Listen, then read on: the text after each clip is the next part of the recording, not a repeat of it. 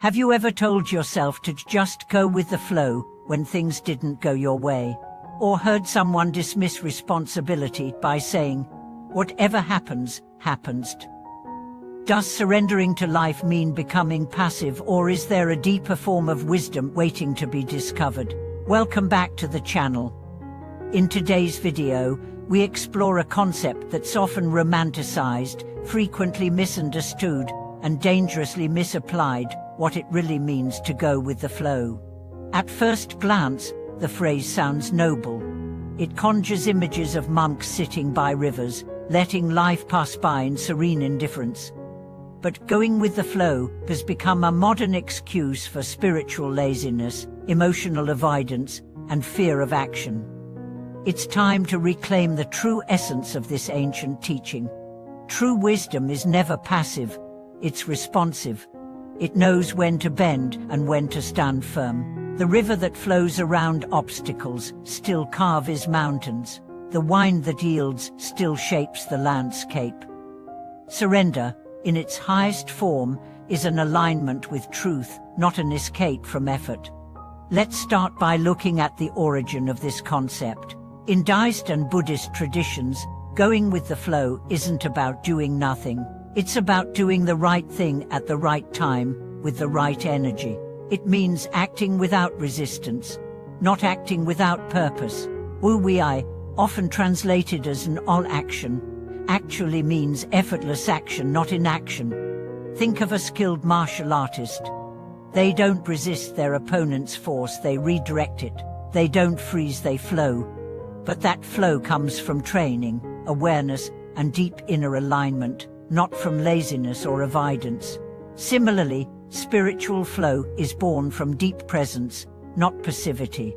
The danger of misunderstanding this teaching is that it can become a license for apathy. People say, "I let life take its course," while ignoring their health, relationships, or responsibilities. They claim to be surrendering, but they're actually escaping.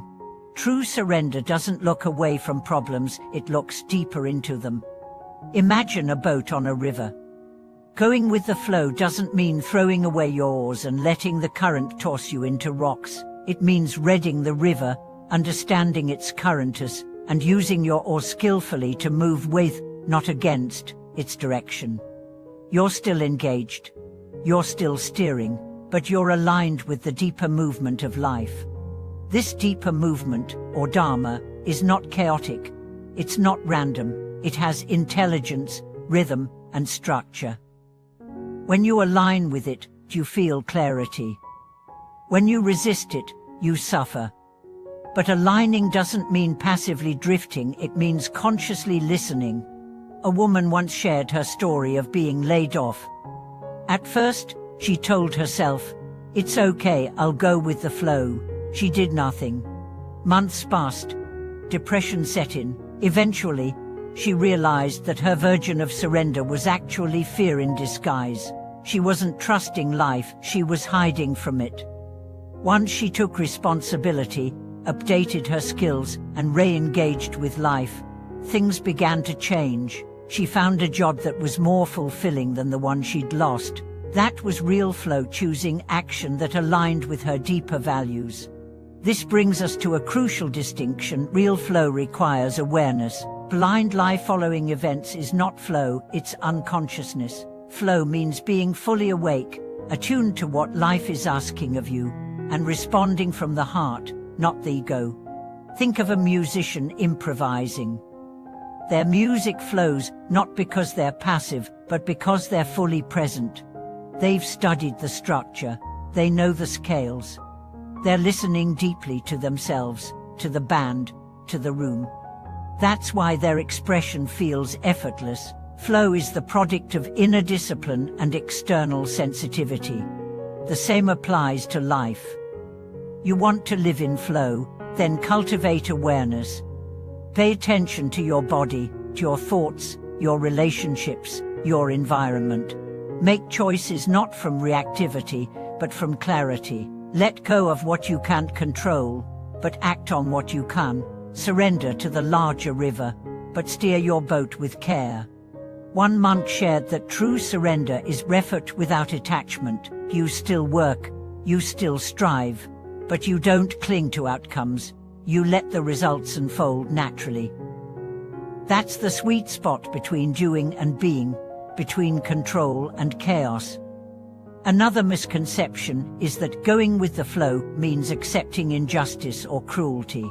It does not. Real surrender never abandons discernment. If you see suffering, and your heart calls you to act, action is the flow.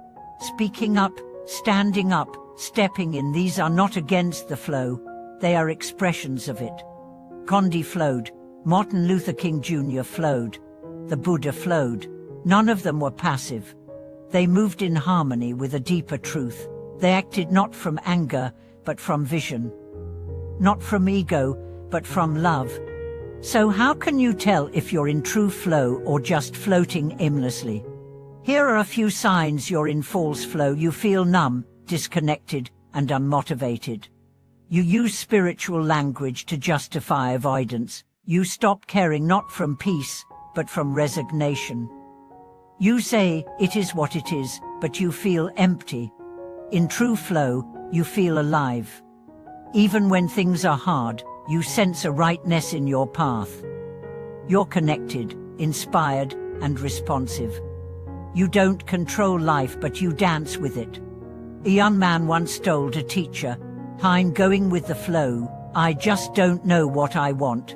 The teacher replied, "Then you're not flowing, you're floating." Flow begins when you know your direction. That's the key. Flow doesn't mean drifting aimlessly. It means moving with intention, guided by a deeper intelligence. To cultivate this kind of wisdom, start with daily self-reflection. Ask yourself, am I avoiding something? Am I confusing surrender with stagnation? What action would feel most alive right now? Next, strengthen your inner compass. Spend time in silence. Listen to your intuition. Tune out the noise of the world so you can hear the subtle current of your soul. Also, honor your responsibilities. Flow doesn't mean abandoning your duties. It means fulfilling them with presence. Wash the dishes with care. Answer emails with kindness. Pay your bills with gratitude. This is sacred action. Another powerful practice is letting go of rigid timelines. Flow often takes you to unexpected places. If you cling to how things should happen, you miss the beauty of how they're actually unfolding.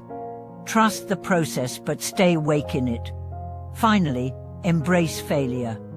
Flow includes setbacks. The river doesn't always run smooth. Sometimes it gets blocked, sometimes it floods. Your job is not to avoid these moments, but to learn from them.